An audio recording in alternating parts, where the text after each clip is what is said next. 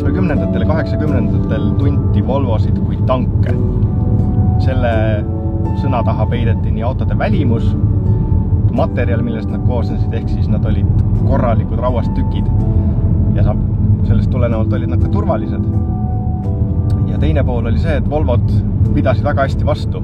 Tänapäevalgi näeme linnapildis vuristamas väga paljusid 70ndate, 80ndate ja 90ndate aastate Volvosid, mis lihtsalt kestavad ja on väga hinnatud praktiliste sõiduvahenditele.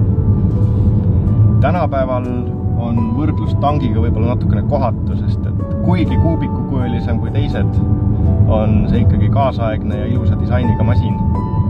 Mis on aga jäänud, on see põhimõte seal taga, et Volvod on turvalised ja ka Volvo ise on ettevõttena lubanud, et kas just lubadus, vaid niisugune välja öeldud lause, et nad püüdlevad selle poole, et aastal 2020 ei hukku Volvodes mitte ükski inimene.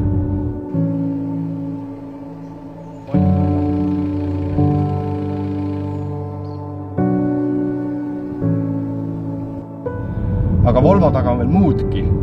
Seal on muu hulgas ka mõtlemine keskkonna peale. Ja näiteks kasutatakse Volvode ehitamisel selliseid materjale, millest 80% umbes on taaskasutatavad.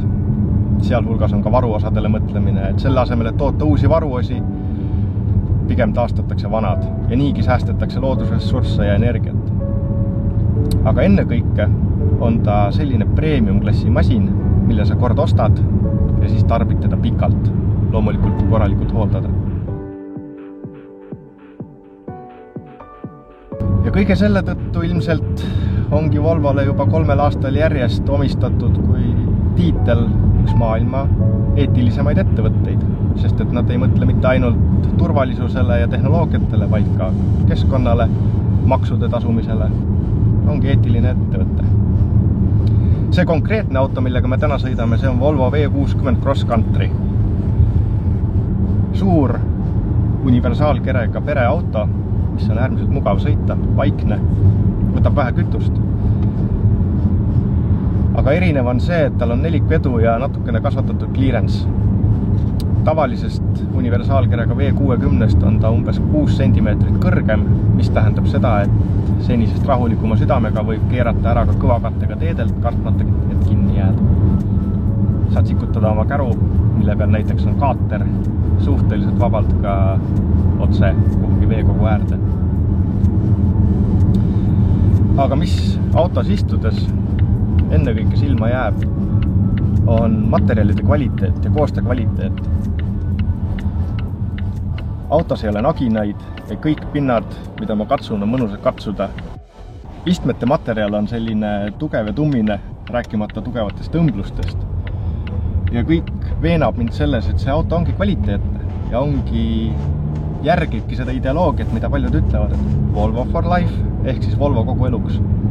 Ta on kindlasti igavam kui paljud konkurendid. Siin ei ole nii palju selliseid lisavidinaid, aga samas on kõik vajalik olemas. Ei oskaks midagi muud tahta. Mugav on istuda, mugav on sõita. Ja kui mul oleks see raha, siis ma kindlasti ostaksin Volvo endale igapäevaseks sõidukiks, sest et ta oskab kõike ja kestab kaua.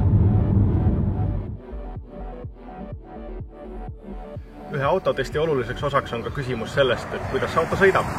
Selleks võiks minna proovima seda siia samma Tabasalu kardirajale, aga päriselt, mis pereauto funktsiooni ma sellega testiksin?